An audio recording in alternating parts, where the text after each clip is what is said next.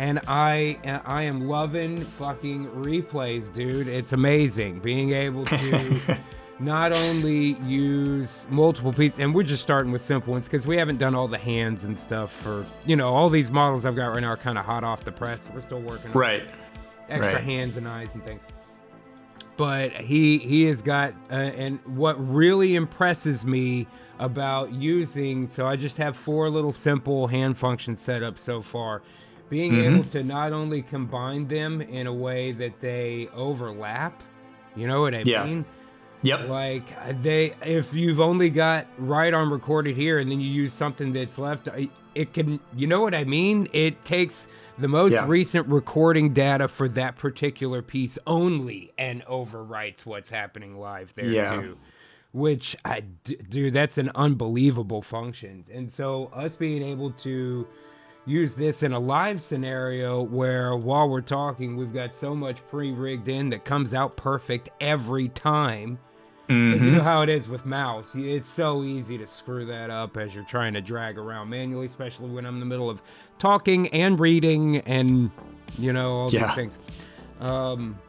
It's looking great, man. It's I completely agree. Like, I think replays were a huge game changer for my own animation work. It's because hands, arms in particular were always one of those things that felt very tedious during the animation process. It's like, okay, what do I put here? What do I do here? And then once you, and then once you've got this library of, here are my go-to, neutral ones. And then if he's angry, he does this, or, kind of nervous about something, you kind of have these mannerisms, and it just adds so much to the character. And I think it also starts to get away from one of the things we've talked about early on is we would look at the type of things people made, and it's like, that's really got a character animator look. And our goal has been, I know just what you mean, man. Yeah, and so our goal has been, okay, what are things we can do to make it so it's indistinguishable, make it so you can fool us and say, oh, actually, was that performance catcher? Was that character animator? Right. Now, let's be,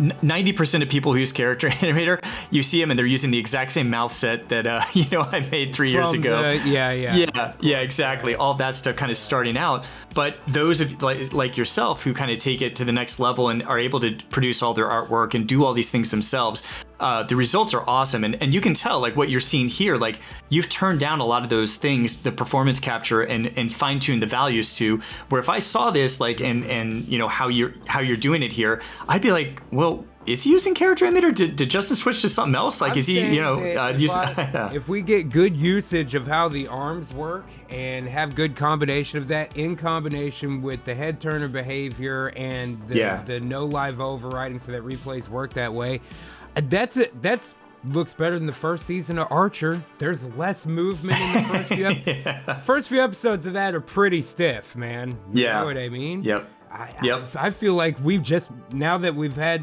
replays, I think we've passed that point. I think we've passed it, dude. That's awesome. That's awesome. It's only a matter of time, again, before this starts being a more, in the grand scheme of things, it's still new.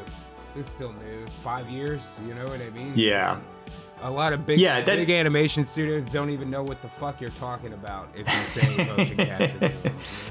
Yeah, it is new. And I think we, at Adobe, we've got so many established products like After Effects, Premiere, Photoshop. I'm these a Premiere junkie. Oh, yeah. Yeah, like these things have been around for, 20, 25 plus years. And so we're definitely the new kids on the block with this. But I think what we've seen is particularly during the pandemic, is a lot of people getting into it for the first time and saying, okay, like, yeah, animation is something I've always been interested in, but I've never known where to start. And I think one of the things we see a lot is that character animator is a gateway drug to the world of animation. They try it out. They know because they can move their head and talk and it just automatically starts working.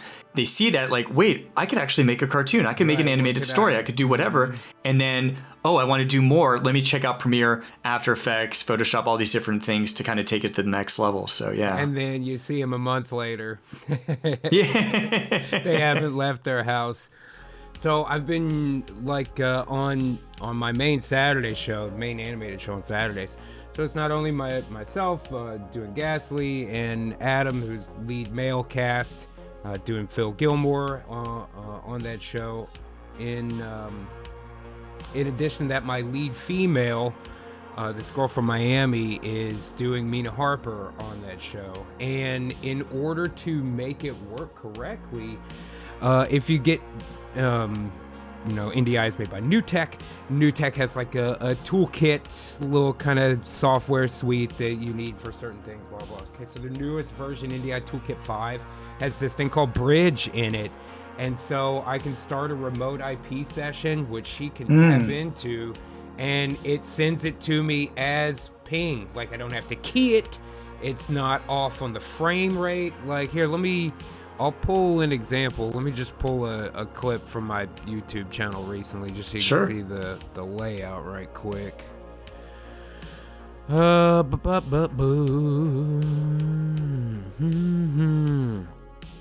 Okay, and I'll put it on this screen, and you should be able to see it on the stream. Okay. There, Dave. Yeah, I'm seeing it. So this setup, now myself and Phil, Ghost and Fish, are on my local network here at my place. But the girl on the left, she's doing this from Miami. In real time, and the amount of delay that you get by using Bridge, it's a third of a second, maybe less. It's not a lot, and that compensated with that slight delay on I mean, her image quality looks the same as ours.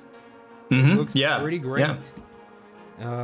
We have new models for all three of these, so we're about to get to upgrade this whole thing. But I gotta tell you, man, it's a really fucking interesting way to use it, because I know that early on it was so hard to move the signal around. NDI locally is not a big deal. That's been around, Right. But trying to do like screen capture stuff with live keying and shit, it just never was as good, There was always kind of a little bit of a dip in quality there.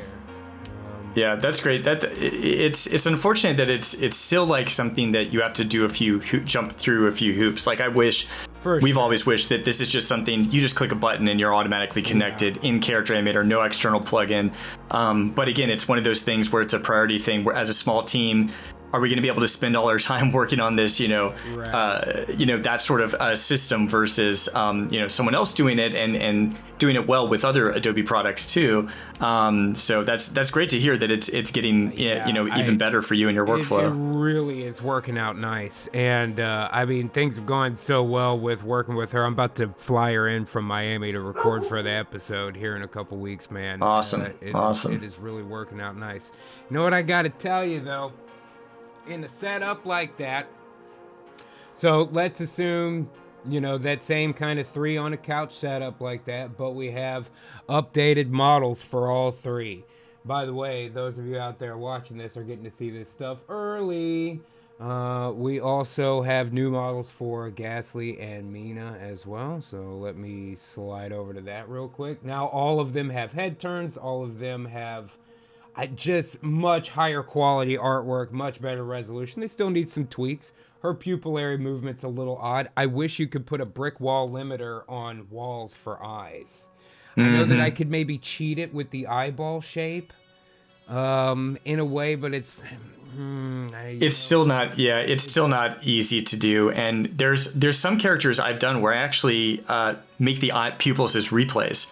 And I just do if I really want control over like those eye rolls or diagonals or things like that, I'll just end up doing a replay instead. I mean, that's obviously a lot more work, but if it, for live, I don't think it makes sense, but for pre-recorded, it might give you some options. For live, I almost think it makes the most sense.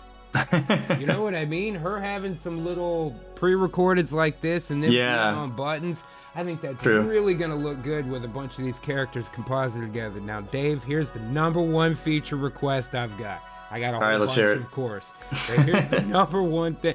And to be honest, I'm not 100% sure that this is a problem that comes... there's a couple of possible solves. What I want to do is rig Character Animator to work with an Xbox controller. Because if we're working live and all these replays and stuff are on buttons, this is intuitive. You don't have to look at it. You don't have to think about it. If I tell you press your right trigger and then press X, your fingers know where that is. You know what I mean? Yep. Now, you can take MIDI note commands. Okay, so we've successfully tested that with a fucking keyboard, right? So we know for sure that MIDI works on my Windows and that Character Animator can see MIDI. I've also used a mapper to send QWERTY keys from the Xbox controller in order to control other things. Here's the problem. I need one of these two things to happen. Either A, I gotta find a way to send MIDI directly from the Xbox controller, because all that shitty mapping software that's supposed to convert it is terrible, man. It doesn't work right. Or for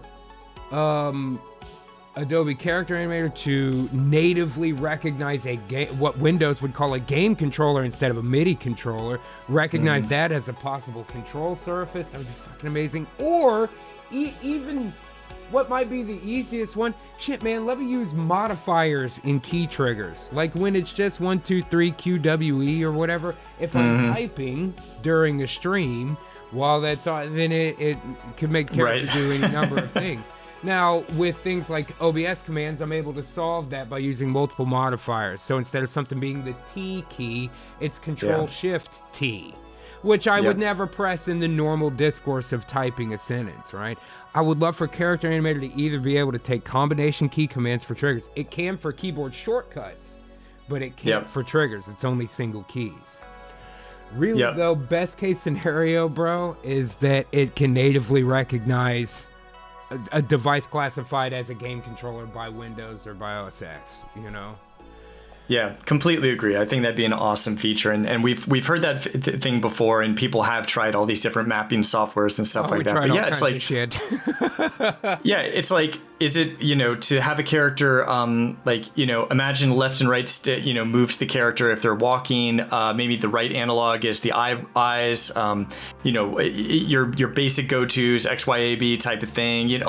It's so easy to imagine that, and game controllers are second nature to everyone now. I mean, my 8-year-old daughter knows how to play, games on Xbox now. So I completely agree. And I think that's something, as we look towards the future and want to make, one of our goals is to continue to make animation more and more accessible to the widest possible audience, and bring people into this great world of animation, because we do think there's a lot of people still out there that have great stories to tell in an animated setting, but they just don't have the capacity to do it. So if stuff like this is the way for them to get in and create characters, I completely agree. I think that's so yeah, just send a check to me and we can get it done. No problem.